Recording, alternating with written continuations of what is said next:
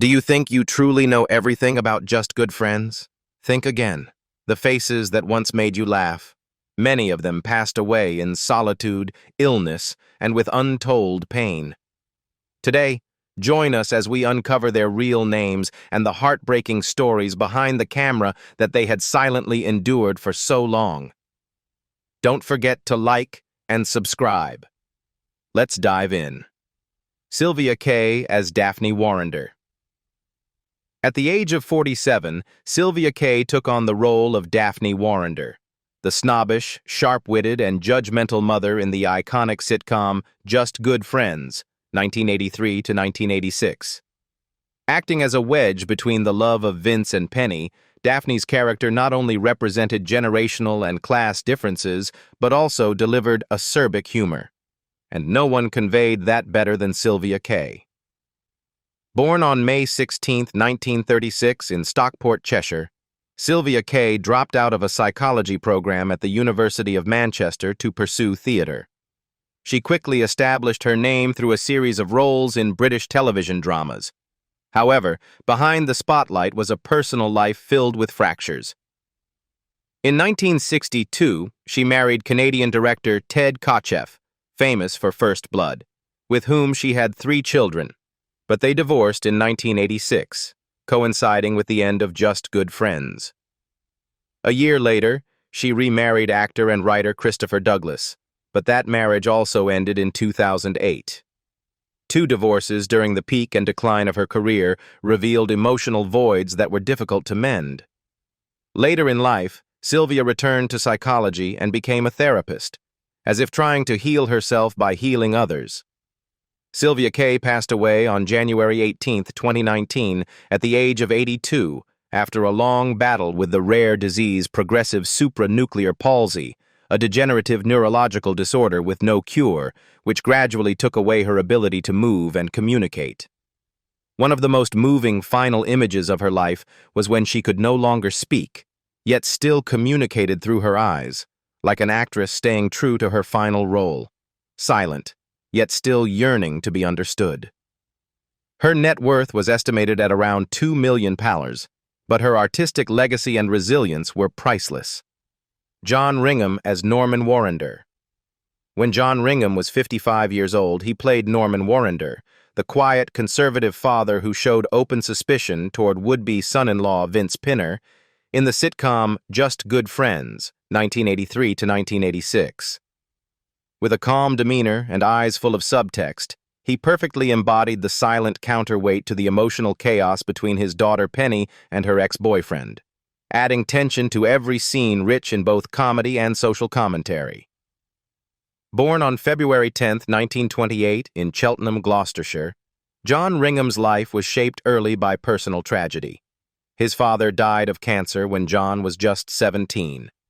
In that loneliness and instability, he found light on the stage, initially just to impress girls in the local drama group, but later realized he had genuine talent. However, his artistic journey had to be paused when he joined the army and served in Palestine. Upon returning, he didn't receive formal acting training but gained experience through touring theater troupes like the Compass Players.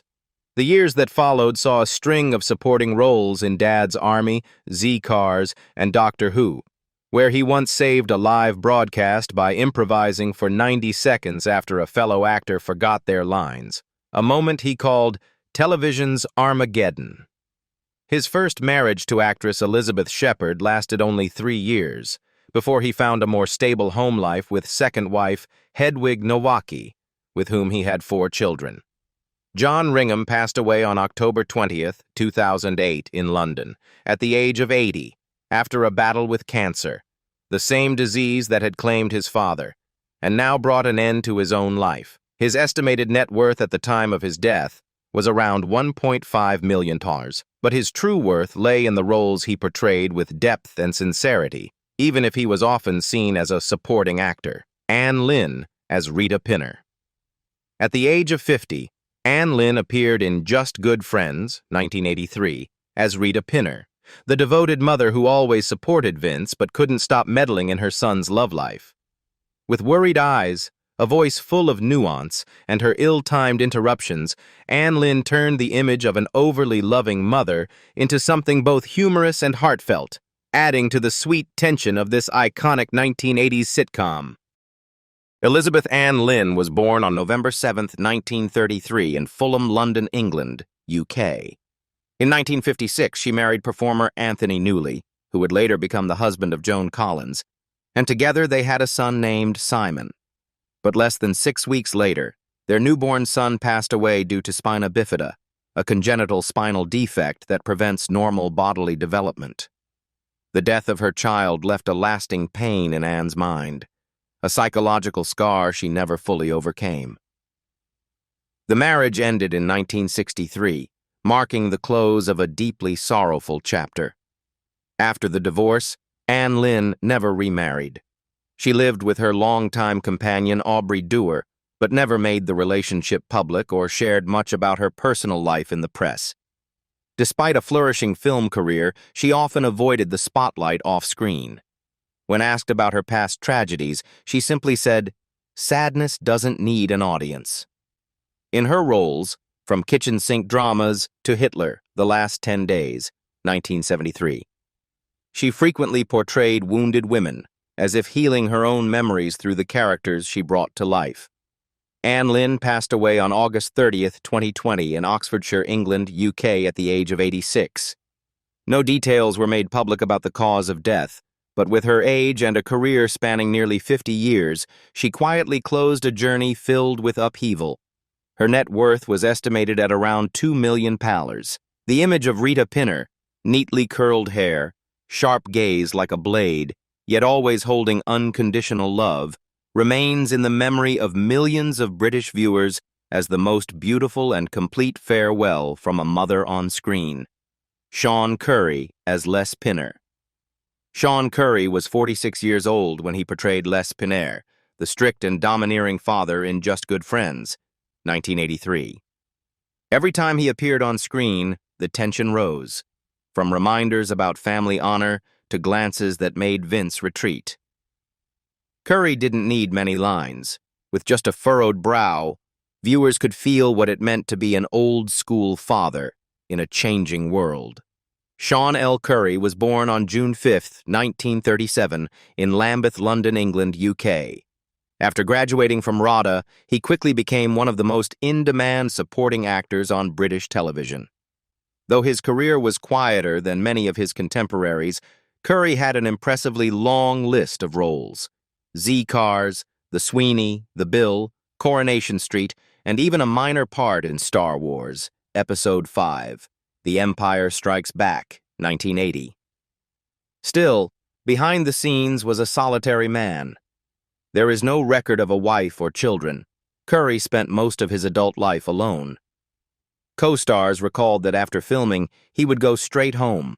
No socializing, no showing off, as if the world outside of film held no importance. In his final years, he began to appear less frequently.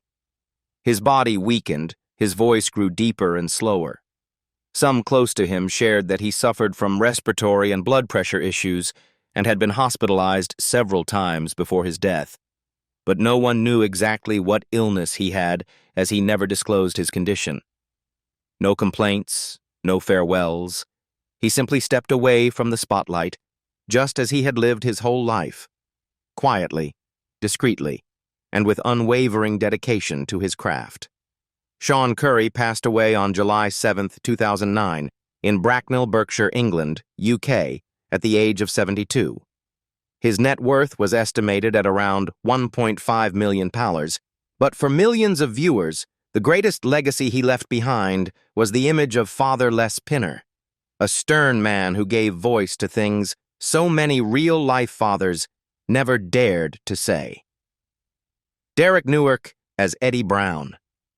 Derek Newark was 50 years old when he played Eddie Brown, Vince's boss in the series Just Good Friends, 1983. As a strict, demanding, and often overbearing employer, Eddie represented the pressure Vince faced in the workplace, further highlighting the conflict between personal life and professional responsibilities. With his deep voice and tense gaze, Derek made every scene with Eddie feel like a tightrope. And that impact came from his years of experience on British stage and television. Derek John Newark was born on June 8, 1933, in Great Yarmouth, Norfolk, England. He served in the British Army before pursuing an acting career. Newark became a veteran face of the National Theatre and was known for numerous supporting roles in television shows such as Doctor Who, Rising Damp, and Coronation Street. But the spotlight couldn't conceal the darkness in his personal life. Newark struggled with alcoholism for many years. Colleagues who worked with him described a different Derek behind the scenes, quiet, weary, and often drinking alone to calm a nameless anxiety. Alcohol addiction not only affected his mental health but also took a serious toll on his body. Years of substance abuse severely damaged his liver function, leading to chronic liver failure. This also greatly affected his voice, heart rhythm, and nervous system, a bitter tragedy for an actor whose craft relied on breath and speech. Newark had romantic relationships but never married, had no children, and spent most of his life in solitude. He used most of his earnings to support his acting career and medical treatment. His final years were marked not by spotlight, but by medications and hospital visits. Derek Newark passed away on August 11, 1998, in London, at the age of 65, following a sudden heart attack, which was determined to be a direct result of liver failure. At the time, he was living alone in a small flat, far from the stage lights that once gave his life meaning. His net worth was estimated at around $1 million, but the true cost he paid for his career and for a life out of control was far greater than that number. Ed Bishop as Vernon. At the age of 54, Ed Bishop appeared in the Just Good Friends episode Paris, 1986, as Vernon, a suave American businessman and Penny's new love interest during her time living in France. With his neatly styled silver hair, confident gaze, and composed manner, Vernon was a stark contrast to Vince, leaving viewers genuinely concerned that Penny might choose the safer path. Although his screen time was brief, Bishop left a lasting impression thanks to his subtle acting and distinctive foreign charisma. George Victor Bishop was born on June 11, 1932, in Brooklyn, New York, USA. After graduating from the Yale School of Drama, he moved to England, studied at Lambda, and began a television acting career in the UK.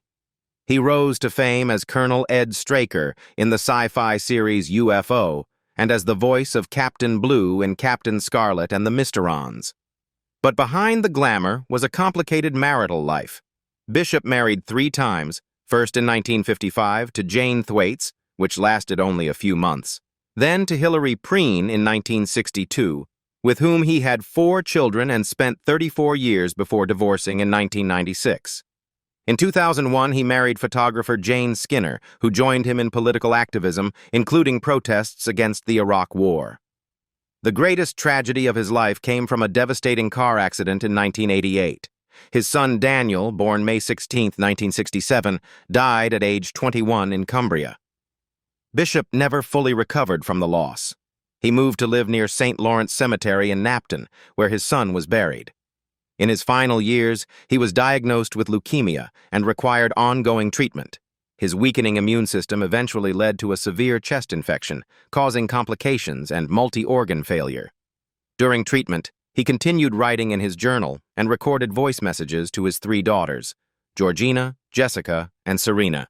Ed Bishop passed away on June 8, 2005, in Kingston-upon-Thames, just 3 days before his 73rd birthday. He was buried next to his son, beneath a sandstone headstone engraved with a peace symbol, the very ideal he had pursued all his life, from the stage to social activism. His net worth was estimated at around $1.5 million USD, but his career and the enduring grief over his lost son was the most poignant and meaningful closing chapter of his life. Peter Blake as Lawrence. Peter Blake, appearing in Just Good Friends at the age of 35, played Lawrence, a minor but memorable character who helped create contrast in the emotionally turbulent world between Penny and Vince. With a confident demeanor, sharp voice, and eyes that always seemed to hold control of the situation, Peter Blake brought a distinctly different energy, even though he appeared in only one episode. John Beatty Dempsey, born on December 8, 1948 in Selkirk, Scotland, was once an aspiring pop singer before switching to acting. But his musical dreams quickly collapsed. During his struggle to make ends meet in late 1960s London, he worked as a stage manager in Soho strip clubs, lived a drifting lifestyle, and often relied on friends for food and shelter. In 1970, he left the UK to join the musical Hair in Amsterdam as a form of escape. It was during these years that Peter faced severe psychological panic attacks, once sharing that he heard the applause off stage but only felt himself sinking. During this period, he became a heavy smoker and drank before every performance just to steady his nerves. Despite his chaotic personal life, his theater career was marked by legendary roles, from Pontius Pilate in Jesus Christ Superstar to Frank N. Furter in the Rocky Horror Show, a role he played over 1,000 times across 20 years, becoming an unconventional icon of British theater. On television, he made a splash as Kirk St. Moritz in Dear John, a man with gold chains and flashy white shirts, flamboyant yet deeply lonely. In 1977, he unexpectedly scored a hit from a Pepsi-Cola commercial, but refused to sign a long-term deal with the brand because he didn't want to become a shadow of himself. It was an artist's decision, and a costly one. Peter Blake passed away on July 21, 2018 at the age of 69, after many quiet years away from the entertainment industry. No official cause of death was made public, but close friends revealed he lived out his final years in solitude in London, rarely engaging with the media. His net worth was estimated at around £500,000, but the most memorable thing was not that number, but the image of a defiant artist under the stage lights, once a boundary-breaking sex symbol, and perhaps the most brilliantly lonely man ever to wear a white suit in Dear John. Roy Heather as Tom.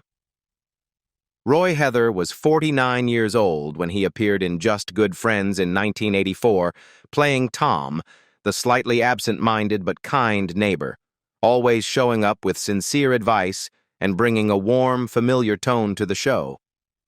Although he only appeared in a single episode, his character left a lasting impression through its simplicity and deeply human personality, much like the man himself in real life.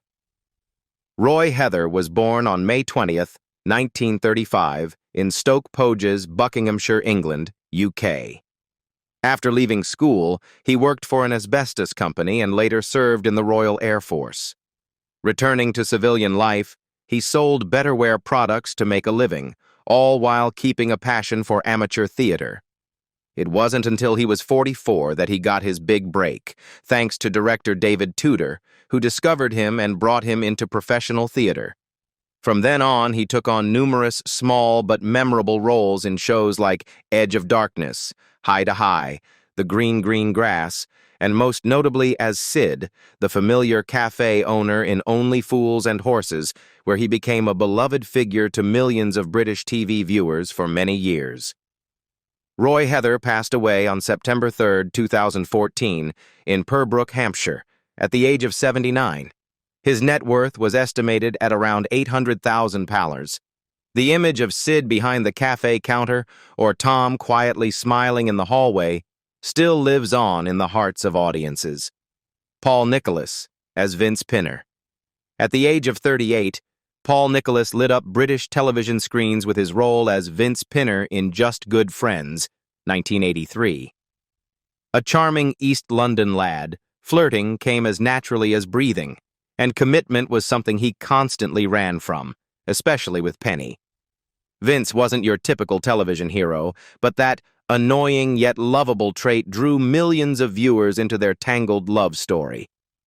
Paul Oscar Buzelink, born on December 3, 1944 in Peterborough, Cambridgeshire, was the grandson of the Beatles' personal lawyer, but there was nothing glamorous about his beginnings. Before fame, he had even gone to jail over debts following a failed music project, which caused his family to turn their backs on him. The name Paul Nicholas was a stage name, new, clean, and untainted by past failures. His career endured several near-death experiences. He once sang glam rock before vanishing from the charts, was criticized for his role in Jesus Christ Superstar for singing more than acting, and then unexpectedly bounced back with Heaven on the 7th Floor. It was in this fragile space between stardom and obscurity that Nicholas discovered his secret weapon: reinvention. Having dabbled in almost every creative field, actor, singer, songwriter, director, producer, Nicholas seemed to never stop. He even started rapping at 76 as a joke, which actually caught on. From starring in EastEnders, 2015 to 2016, to writing memoirs and organizing nostalgic tours, he lived as if every stage was his first. Many say he's greedy for the arts, but it's that boundlessness that kept his name alive in the public eye for over 5 decades. In 2025, Paul Nicholas turns 80 and is still actively working in the entertainment industry. His net worth is estimated at £5 million, but what truly makes him a legend is his ability to rewrite himself after every fall. Vince Pinner left Penny at the altar, but Paul Nicholas never left the stage, and that makes all the difference. Jan Francis as Penny Warrender. Jan Francis was 36 when she played Penny Warrender in Just Good Friends, 1983. A perfect portrayal of the modern British woman, independent, intelligent, yet emotionally conflicted. As the woman who was left right before her wedding and still found the strength to love that same man again, Penny was a challenging role, and Jan Francis brought it to life in a way no one could forget. Born on August 5, 1947 in Westminster, London, Janet Stephanie Francis started her career dreaming of being a ballet dancer. But in her early 20s, a devastating knee injury shattered that dream, plunging her into depression for nearly a year. She didn't just lose a profession, she was expelled from her dance company, left without pay, with no direction, relying on friends for shelter in a cramped flat in Streatham. That deep humiliation was what led her to acting, a quiet act of revenge. She once said, "I didn't choose acting, I just had nothing left to lose." And when the role of Penny came along, it was the first time she used that old wound to bring life to a woman who too had been abandoned at the altar. After the success of the series, Jan Francis didn't chase the spotlight. She lived quietly, rarely gave interviews, and once even turned down a lead role on ITV because she didn't want to be away from her husband and children for too long. For Jan, art was not about glamour. It was a space for healing. In the 1990s, she made a surprising return to the stage in Duet for One, playing a terminally ill musician, and many speculated whether this was a hidden confession about her own past fears. As of 2025, Jan Francis is 77 years old and still lives in Kent with her husband, screenwriter Martin Thurley. She occasionally performs in small theater productions, often to packed houses of loyal fans. Her net worth is estimated at £3 million, but to many, she will always be Penny, the strong woman who quietly stood up and kept walking, heartache and all. Linda Hayden as Sonia. At age 30, Linda Hayden appeared in Just Good Friends, 1983, as Sonia, Vince's girlfriend in the very first episode, a woman who seemed like the start of something new but unintentionally became the stepping stone for the reunion between Vince and Penny. Though it was a short supporting role, Sonia was pivotal.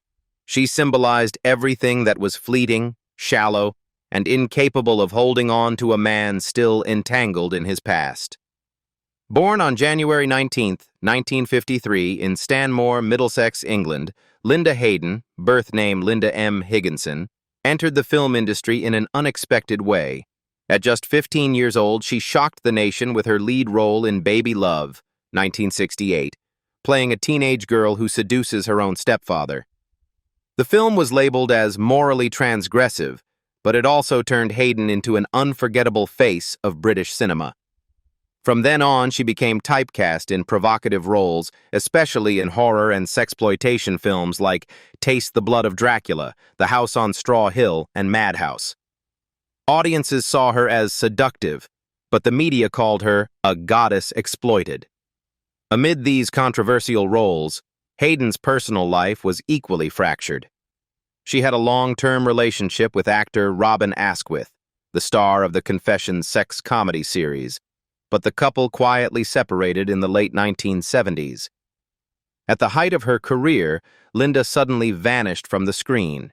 No scandal, no announcement, no goodbye. In a rare interview years later, she simply said, "I didn't want to be stripped bare one more time." Many believe it was the consequence of enduring too many nude scenes, being treated like a product, and no longer recognizing her true self beneath layers of makeup and bedroom props. As of 2025, Linda Hayden is 72 years old, living a private life, and has remained almost entirely out of the public eye for more than 3 decades. Her net worth is estimated at around $2 million, but more important is the unspoken legacy she left behind. The story of a girl pushed into being a sex symbol before she was even old enough to understand what that meant. Today, Linda is a mystery, and perhaps that's exactly what she chose to be. One final disappearance to ensure nothing more would ever be taken away. Just Good Friends once brought laughter, but the cost behind the scenes was, at times, a lifetime of silent suffering. Whose story surprised you the most? Let us know in the comments below, and don't forget to like, share, and subscribe so you never miss another deeply moving story.